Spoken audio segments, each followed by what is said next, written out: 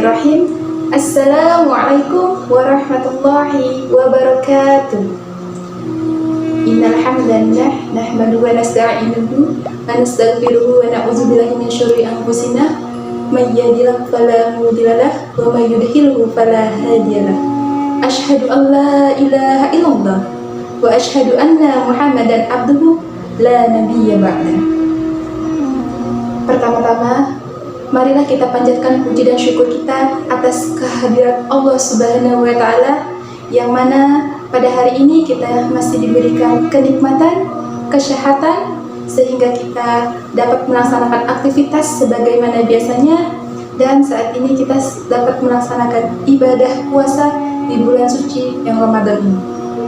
Kedua kalinya, sholawat teriringkan salam tak lupa kita sanjung agungkan kepada baginda kita, yakni Nabi Muhammad Sallallahu Alaihi Wasallam. Semoga keluarga, sahabat, dan para pengikut tetap istiqomah dan mendapatkan syafaat di yaumul akhir. Amin amin ya rabbal alamin. Anak-anakku yang insya Allah dirahmati oleh Allah Subhanahu Wa Taala, dalam kesempatan kali ini insya Allah ibu akan membawakan tausiah singkat yang bertema hal-hal yang merugikan diri kita di bulan suci Ramadan ini. Anak-anakku sekalian yang insya Allah dirahmati oleh Allah Subhanahu Wa Taala, saat ini kita sudah memasuki bulan suci Ramadan, di mana perintah berpuasa bagi umat muslim tertera dalam Quran surat Al-Baqarah ayat 183 yang berbunyi, A'udzubillahi minasyaitonir rajim. Bismillahirrahmanirrahim. Ya ayyuhallazina amanu kutiba alaikumus syiyam kama kutiba alal ladzina min qablikum la'allakum tattaqun. Hai orang-orang yang beriman, diwajibkan atas kamu untuk berpuasa sebagaimana diwajibkan orang sebelum kamu agar kamu bertakwa. Dari ayat tersebut kita sudah mengetahui bahwa perintah berpuasa bagi umat muslim itu tertera pada Quran surat Al-Baqarah ayat 183.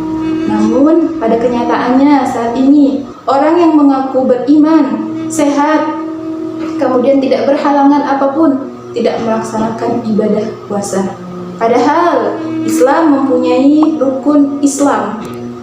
Maka seseorang dapat tidak dikatakan beragama Islam apabila ia tidak mengucap syahadat, tidak mengerjakan sholat, tidak menjalankan ibadah puasa, kemudian zakat dan haji diwajibkan bagi orang yang mampu saja. Selain itu, mungkin di antara kita ada beberapa yang sudah melaksanakan ibadah puasa, namun tidak menjalankan ibadah lainnya secara maksimal. Puasa hanya sekedar puasa saja. Kemudian padahal bulan puasa itu menyimpan pahala potensi yang sangat luar biasa. Ibadah sunnah itu dihitung seperti ibadah wajib pahalanya, sedangkan ibadah wajib itu dilipat gandakan oleh Allah Subhanahu wa Ta'ala.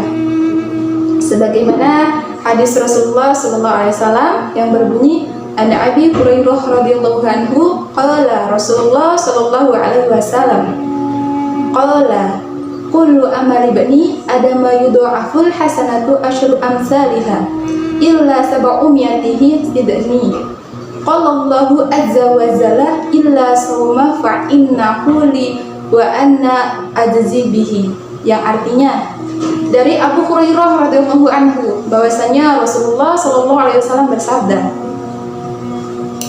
semua amal Bani Adam akan dilipat gandakan kebaikannya dari 10 sampai dengan 700 kali lipat. Dan Allah Subhanahu wa Ta'ala berfirman, kecuali puasa, maka ia untukku, maka aku yang akan memberikannya pahala. Hadis riwayat Muslim. Dari hadis tersebut, anak-anakku sekalian, kita dapat mengetahui bahwa menjalankan ibadah lainnya di bulan suci Ramadan itu akan dilipat gandakan oleh Allah Subhanahu wa Ta'ala. Kemudian poin yang kedua, puasa hanya mendapatkan lapar dan dahaga saja. Di satu sisi, bulan puasa menawarkan potensi pahala yang tidak terbatas. Namun di sisi lain, banyak di antara kita yang puasa hanya mendapatkan lapar dan dahaga saja. Perkara hilangnya pahala di antaranya berdusta, berbohong, kemudian sumpah palsu, memfitnah, melihat aurat lawan jenis dengan syahwat. Puasanya sah, tetapi tidak mendapatkan apa-apa atas puasanya. Kemudian poin yang ketiga itu tidak melaksanakan sholat tarawih sampai dengan selesai. Mungkin masih banyak kita temui orang yang melakukan sholat tarawih tetapi tidak sampai dengan selesai, tidak sampai dengan sholat witir. Padahal Rasulullah SAW menjanjikan bagi orang yang melaksanakan sholat tarawih sampai dengan selesai, maka akan dicatat semalam suntuk pahalanya. Masya Allah, semoga kita tetap istiqomah di bulan suci Ramadan ini untuk melaksanakan sholat tarawih sampai dengan selesai. Kemudian poin yang keempat, tidak melaksanakan sholat. Sholat merupakan ibadah wajib bagi umat muslim, karena sholat itu merupakan tiangnya agama. Dan sholat itu amalan yang paling utama yang dihisab oleh Allah Subhanahu wa Ta'ala.